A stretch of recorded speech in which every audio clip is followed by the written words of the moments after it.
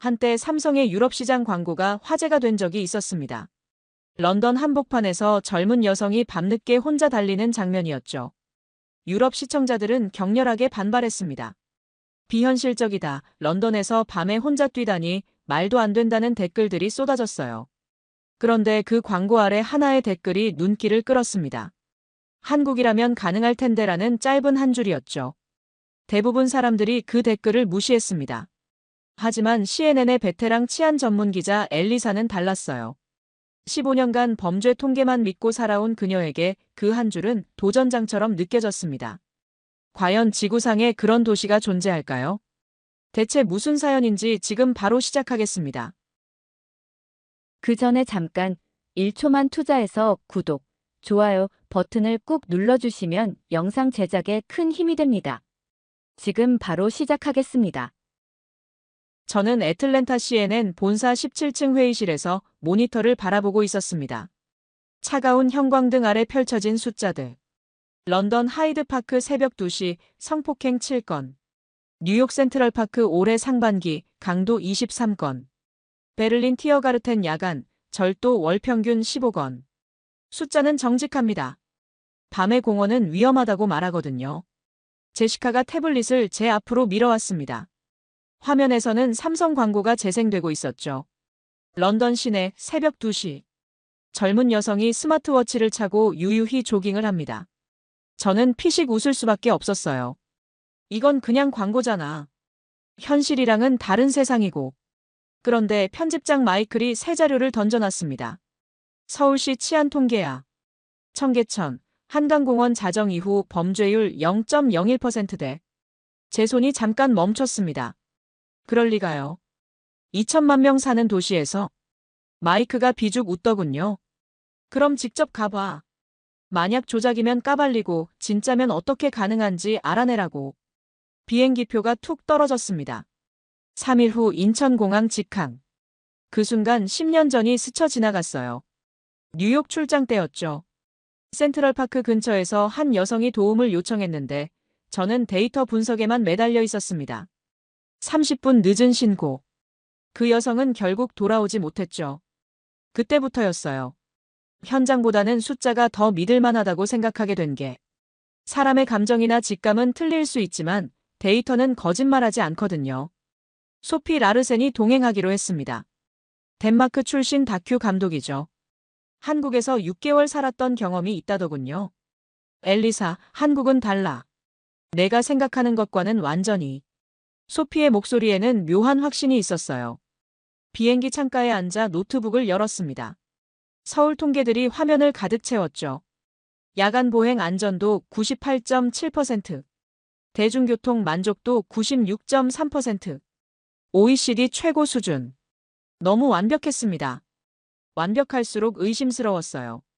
할머니 목소리가 귓가에 맴돌았습니다. 엘리사, 숫자가 진실을 말하는 건 맞지만 전부는 아니란다. 독일계인 할머니는 늘 그렇게 말씀하셨죠. 하지만 전 여전히 데이터만 믿고 싶었어요. 그게 안전하니까. 그게 확실하니까.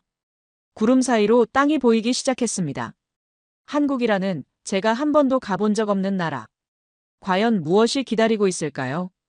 인천공항 바닥에 발을 디디는 순간부터 뭔가 달랐어요. 공항 내부가 조용했습니다. 사람들이 많은데도 소란스럽지 않았죠. 입국 심사대 줄에서 기다리는 동안 주위를 둘러봤어요. 아무도 짜증내지 않았습니다. 휴대폰을 보거나 조용히 대화를 나누거나. 뉴욕 JFK와는 완전히 다른 분위기였죠. 심사관이 제 여권을 받으며 말했습니다. 취재 목적이시군요. 유창한 영어였어요. 혹시 취재 중 도움이 필요하시면 여기로 연락해 주세요. 작은 카드를 건네받았습니다. 서울시 외국기자 지원센터. 24시간 영어 상담 가능. 모든 외국 기자분들께 드리고 있어요. 안전하고 좋은 취재 되시길. 뉴욕에서는 상상도 못할 일이었죠. 소피가 제 팔꿈치를 톡톡 쳤어요. 어때? 시작부터 다르지? 택시를 잡았습니다. 50대 후반쯤 되는 기사님이셨는데 간단한 영어가 가능했어요. 어디서 오셨어요? 미국 애틀랜타요. 아, 미국. CNN 있는 곳이네요. 좋은 회사죠. 고속도로에 들어서자 눈이 휘둥그레졌어요. 8차선 도로인데 차들이 질서정연하게 흘러가는 겁니다. 러시아워인데도 말이에요. 차선 변경할 때마다 방향 지시 등 자연스러운 양보. 그런데 가장 놀라운 건 클락션 소리가 안 들린다는 거였어요. 애틀랜타에서는 3분에 한 번은 들렸는데 기사님이 백미러로 제 표정을 보고 웃으셨어요.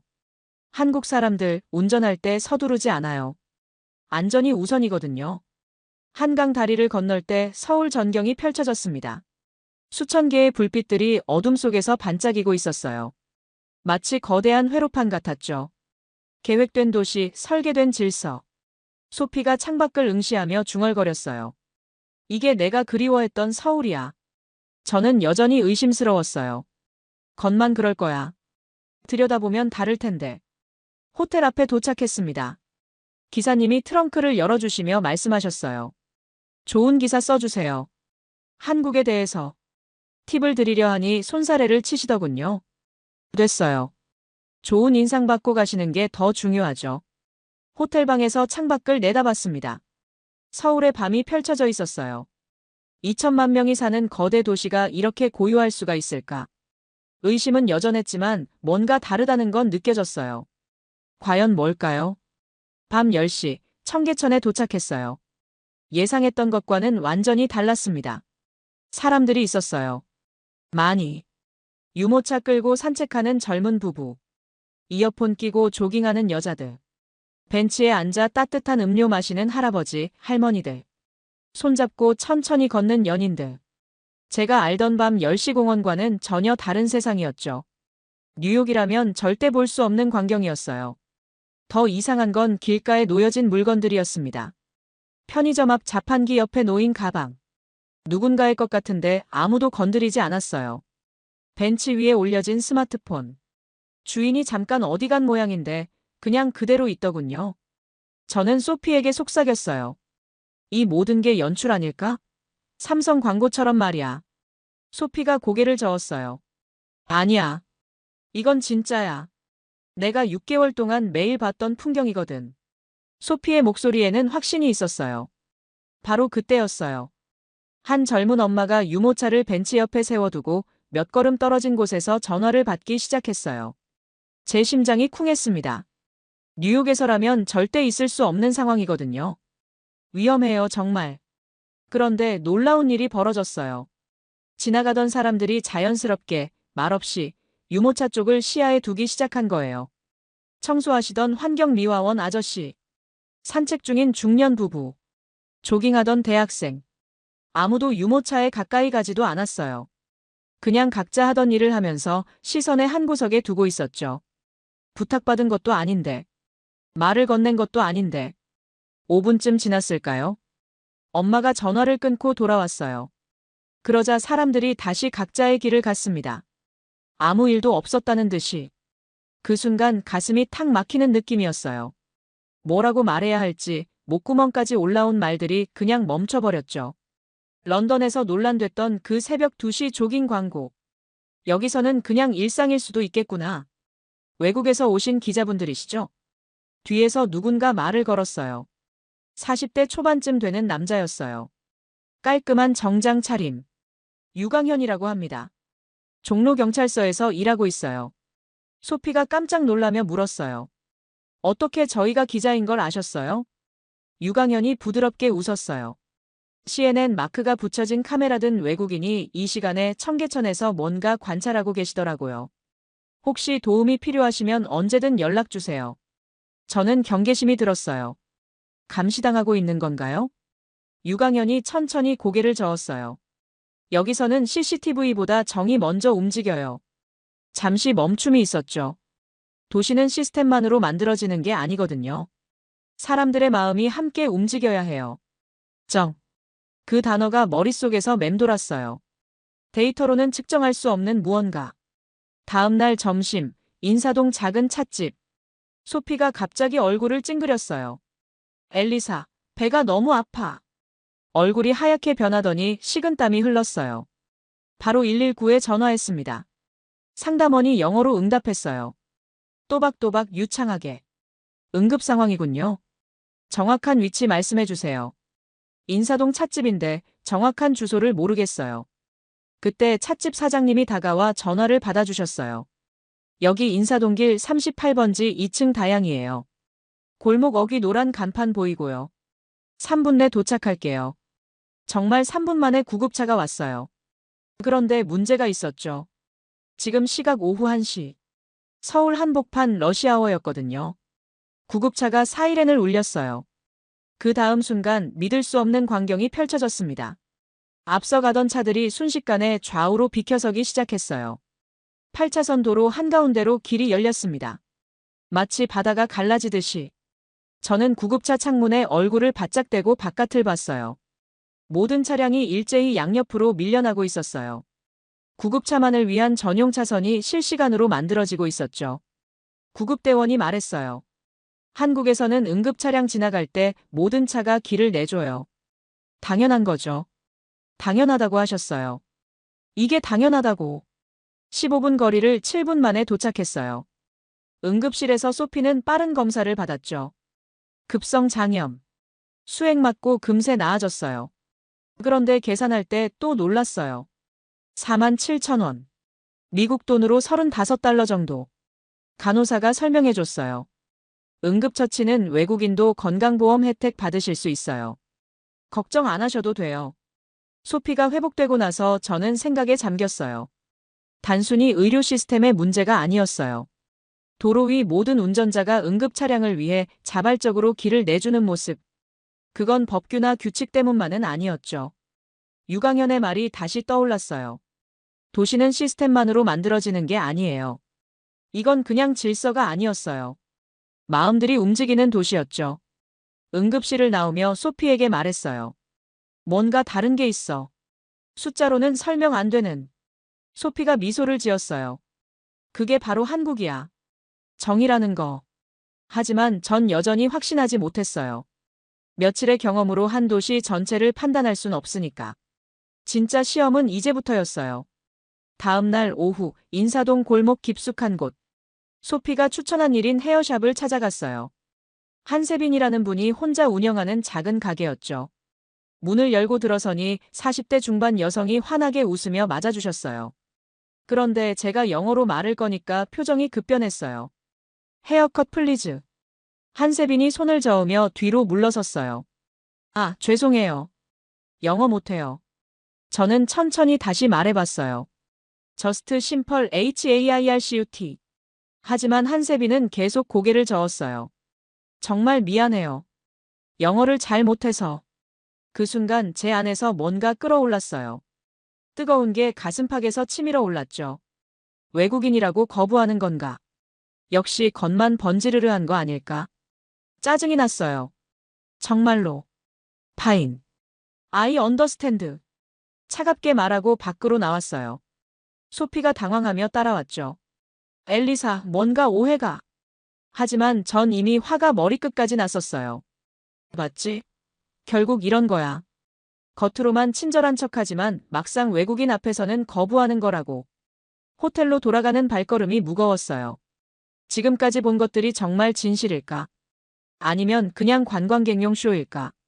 그날 밤 잠이 오지 않았어요. 창밖 서울 야경을 바라보며 생각했죠. 역시 어딜 가나 사람은 똑같은 건가? 다음 날 아침 호텔 로비에 내려갔어요. 그런데 믿을 수 없는 광경이 기다리고 있었어요. 한세빈이 서 있었어요. 손에는 태블릿을 들고. 죄송합니다. 태블릿에서 나오는 기계음이었어요. 번역 앱이었죠. 어제 영어를 못해서 도움을 못 드렸어요. 밤새 번역 앱 공부했습니다. 목구멍이 꽉 막혔어요. 말이 안 나왔죠. 한세빈이 태블릿에 열심히 타이핑했어요. 외국분이 오셨는데 도움을 못 드려서 잠을 잘 수가 없었어요.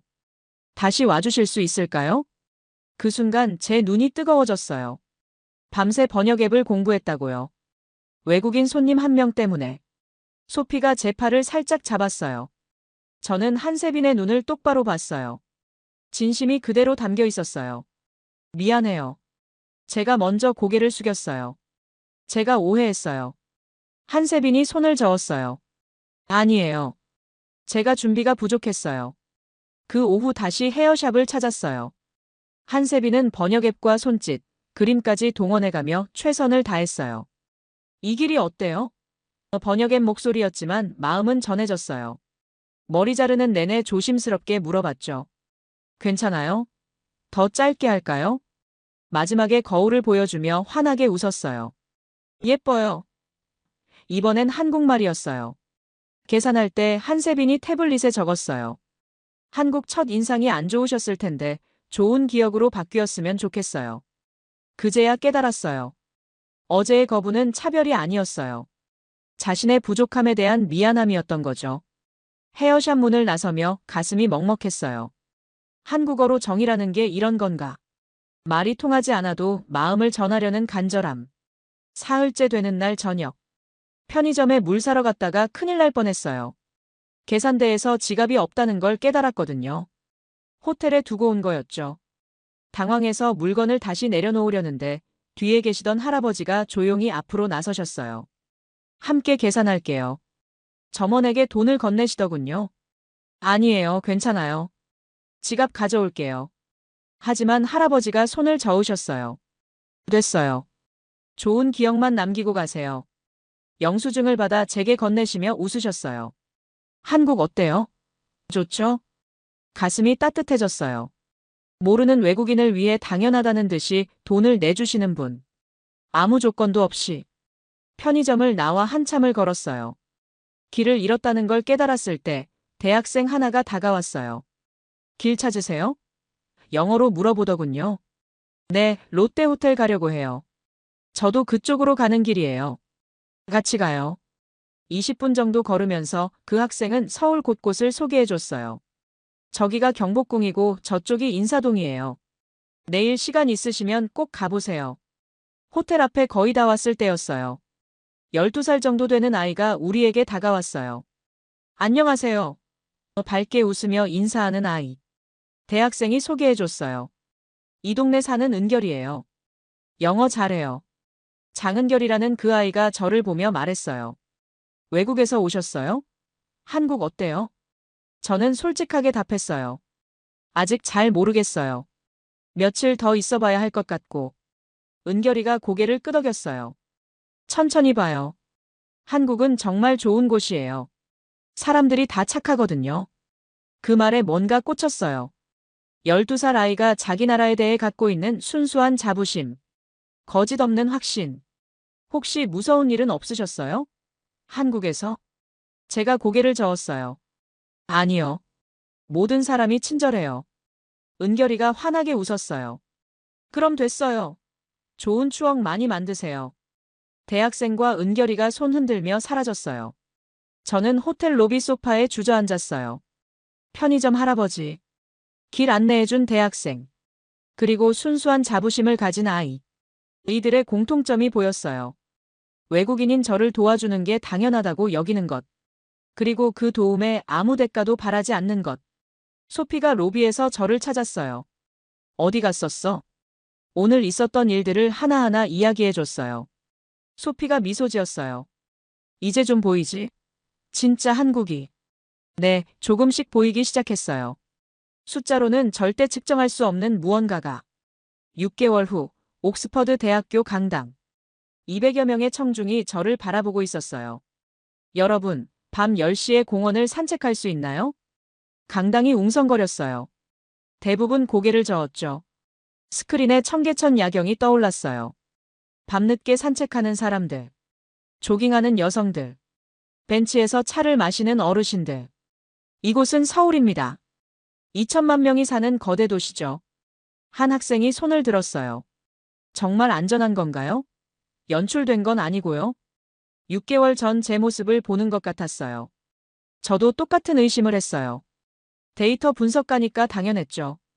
다음 화면엔 통계들이 나타났어요. 하지만 숫자로는 설명할 수 없는 게 있더군요. 구급차를 위해 길을 내주는 차량들 영상. 편의점에서 계산을 대신해주는 할아버지. 번역 앱을 밤새 공부한 한세빈. 이걸 뭐라고 불러야 할까요? 다른 학생이 물었어요. 시스템의 문제인가요? 교육의 결과인가요? 잠시 멈춤이 있었어요. 유강현의 목소리가 귓가에 맴돌았죠. 한국 사람들은 이걸 정이라고 불러요. 강당이 조용해졌어요. 번역하기 어려운 단어죠. 사랑과 배려, 그리고 함께 살아가는 마음이 섞인 마지막 질문이 나왔어요. 그런 도시가 정말 존재하나요? 저는 확신에 찬 목소리로 답했어요. 존재해요. 서울에서 제가 직접 경험했거든요.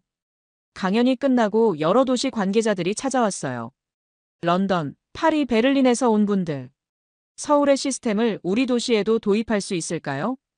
저는 고개를 저었어요. 시스템이 아니에요. 마음의 문제거든요. 그들이 의아해했어요. 법이나 규칙으로 만들어지는 게 아니라고요. 사람들이 서로를 생각하는 마음에서 나오는 거예요. 1년 후, 다시 서울에 있었어요. 이번엔 취재가 아니라 그냥 보고 싶어서 온 거였죠. 청계천 벤치에 앉아 물소리를 들었어요. 여전히 밤늦게 산책하는 사람들. 여전히 평화로운 풍경. 하지만 제 마음은 완전히 달랐어요. 이번엔 분석가가 아니라 한 사람으로 이 도시를 보고 있었거든요. 한세빈 헤어샵에 들렀어요. 저를 알아보고 깜짝 놀라더니 환하게 웃었어요. 엘리사, 다시 오셨네요. 이번엔 영어가 훨씬 늘어 있었어요.